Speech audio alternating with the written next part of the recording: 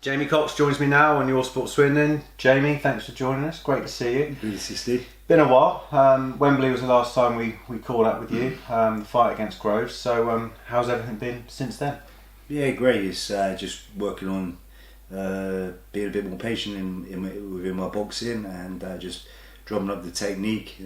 George boxed a very good fight against me, and I was just unfortunate there. Just patient. It wasn't the physicality of George.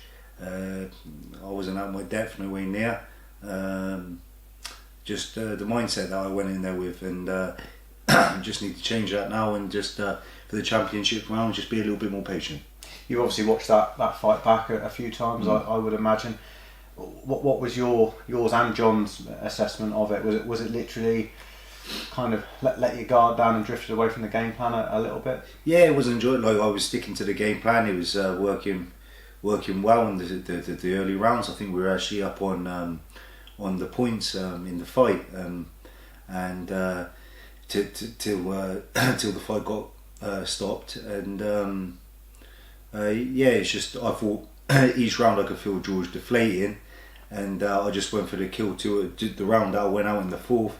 John said just stick to what you're doing for just a couple more rounds, because he was fading, and I think that would have changed the whole dynamic of the fight if I stuck to just sticking behind my jab for the two more rounds, because I was feeling very, very strong in there. But I thought that I could have got him out there that round, and full credit to George that he threw a great body shot, just. I've never been on the floor in the game, so it's full credit to George. Talk to us about that shot, because everyone was as surprised as anything to suddenly see you on your knees from in the stadium. What looked like a nothing shot, but what were you? Well, describe how it felt. And it's obviously I've been hit to the body and hit to the head, and you feel a little, you do feel shots, but recover very well, and he just hit it to the liver, and it didn't feel like I was winded. It just sort of paralysed my liver, my organs basically. I felt right after about 15 seconds, but then going back to the changing rooms the next day, it was still painful. It was a great shot by George. He's a great world champion, and I definitely learned from that, and now I'm gonna put it into effect for the future. I mean, looking back on that fight and the way it panned out, was it maybe a fight too soon for you? You could have done with a few, British title shots against. No. The fight went too soon. The level was good. George will tell you that himself. If you look at both our faces after the fight, one was, I didn't have no marks. I didn't have no pain apart from that body shot. I didn't feel no the shots in the fight up to that one shot didn't affect me. I got hit clean with right hands on the chin, and it didn't bother me one bit. I felt very comfortable. Nothing that I haven't felt before. I've actually felt bigger shots. I felt I was more the physically stronger guy, and I thought I had more power than George, to be honest. And they talk about George jab. I was out jabbing George. I thought that fight up until I got stopped. It was just my mentality. Sometimes I like to be in a fight in a telephone box when I've got 12 rounds to do it in a big ring. So and he boxed very smart. I think he hit me there a couple of times to the body in the same spot. It didn't have no effect, didn't hurt me. But that shot, he was obviously targeting it, and he landed it perfect when it did.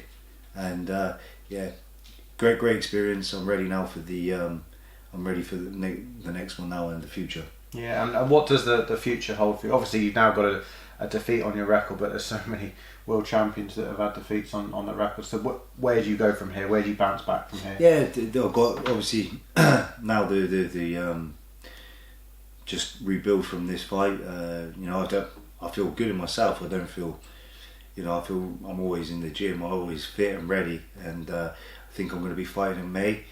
Spoke to Matchroom and Eddie, and So it looks like I'm going to be fighting in May, in a good fight, and yeah, capitalise on all the mistakes I made in that fight with George, and you're going to see a better boxing. I'm looking to improve. The rumours that you may have been fighting Rocky Fielding, I don't know whether you're still mandatory to fight him. Is that a potential opponent for May? Yeah, Rocky Fielding. I think there was an offer put to him, and I think he got declined. A few offers. I think the fight's got declined with Rocky. He didn't want the fight, and so now I think there's other names in mind. Another name in mind that's been put to us, and we're ready. We're ready. I'm in this game to be a world champion. I started as a young lad to be a world champion, and that's what got me interested into boxing, and that's my main goal. So you mentioned Rocky's declined the fight. Why would he decline that fight? Because his record is very similar to yours. He's only had the one defeat to Callum Smith, and other than that, he hasn't really fought anybody apart from Rebrasse. No, I can't talk on behalf of him. It's just what I hear back from Matchroom, and but we'll be ready for anyone. And the next fight is just to we got in the gym now. Took away from that loss, and took a lot from it, and now using that to put me in a better position to be a better fighter. So you'd like to have a tick over in March, is that right? Hopefully as well. Hopefully could have a fight in March as well. Just a little, they're all big, but a fight just to get back active in the ring, and then May a big fight, and then hopefully push for a world title this year. What, any title on the line in May? Will there be something there? I'll leave all to disclose from Matchroom when it will be announced, and but yeah, it's. I'm looking forward to it. I learn a lot from it. And then George, there's a lot going on in the division still. It's such a great division, super middleweight, and we, just gone at the weekend. We had Groves against Eubank in the semi-finals of the World Boxing Super Series, and the fight didn't quite live up to expectations. But I mean, you were telling me off camera, it went the way you expected it to go, really. Yeah, I thought it was a very good fight, entertaining. I enjoyed the fight, and Eubank showed he's tough. But I thought as soon as Groves touched him with a right hand, if you looked early in the rounds, he was a bit wary to commit and just throwing haymakers to try and land a shot on him. I thought it was always going to be that way. He would be wary. George has got good power, a bit better speed than you expected, and he's physically a lot bigger man at the weight. And it was a great fight. But yeah, I thought it was going to go that round. I actually thought it would be a points win. I thought George would just boxing, which he did. I don't know how the score, I don't know what the judges watched, but I didn't have him winning hardly any rounds. And a knockdown not counted in the fight as well. George boxed a great fight. Yeah, and we didn't see from Eubank Jr. What we expected to see. We thought he was going to jump on him from round one, and it never happened. Yeah, it was a bit of a fall from grace, as they say. So maybe he isn't the guy that he thinks he is. Where does he go from here? Because obviously, unless he drops down to middleweight, he's a potential future opponent for you. I would have thought. He's on the radar. Any of them. Eubank, that's another big fight, and. Well, if he goes down to middleweight, I can't talk on behalf of them, but yeah, there's plenty of options. And you'd fight him in a flash, wouldn't you? Yeah, I'll fight Eubank. No problem here. It's not it's not a question as if, it's a question of when. And I'll fight them all. I enjoy boxing. And have you seen enough of Eubank at the weekend that you'd be massively confident that you would beat him as well? He's tough and durable. Maybe he doesn't like strong punches. He showed that. I didn't. But he throws haymakers, which is you can't see where a big haymaker comes from. Sometimes he can catch you off guard, but I think at that level, you'll be able to see them shots. Listening to what George said he could see the punches. So it's when you're pulling them back from the kitchen sink, and I'm sure you'll be able to see them shots. I think maybe just needs to tighten up on his boxing. And we mentioned Eubank possibly going back down to middleweight now. There was some talk after the Groves fight with you that would you stay at super middle? Would you go down to middleweight? Would you just clarify the situation? I feel I'm super middleweight all day. I feel good at this weight. I'm not one to live on. I'm not one to live on rabbit food. I like to eat meat and eat good food. I feel good is good. I don't want to live like that. I'm good for the weight. George is just very big for the weight, and you know what?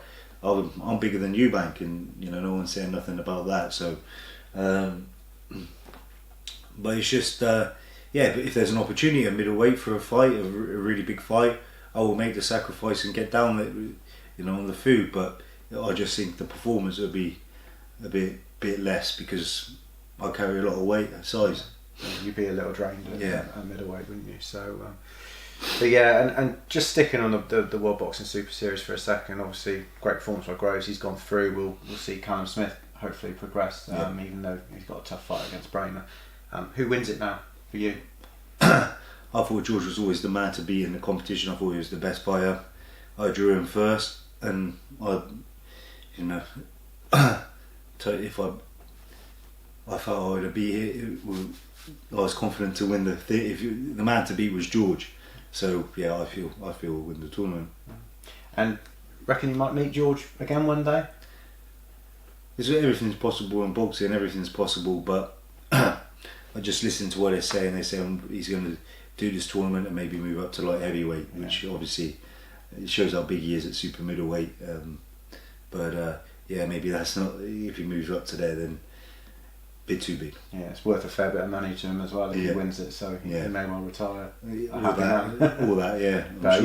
You must looking back on that performance at the weekend from him as well. You must have a lot of respect for him as a boxer and what he's achieved. Yeah. And the way he's come. He came back from a devastating defeat against Carl Froch, and everyone doubted him. And is that something you can take heart from? You've obviously lost your first world title shot, but can you look at someone like George and say, look, the guy's been down and out, and he's come all the way back, and now he's a dominant world champion. I think he's been, in a lot of dark places, and he's come back, and I feel he's a better fighter than when he fought.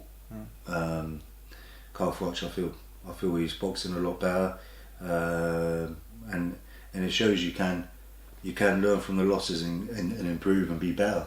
I sort of thought that it would have an effect on him, especially when I was fighting him. I thought it would it'd be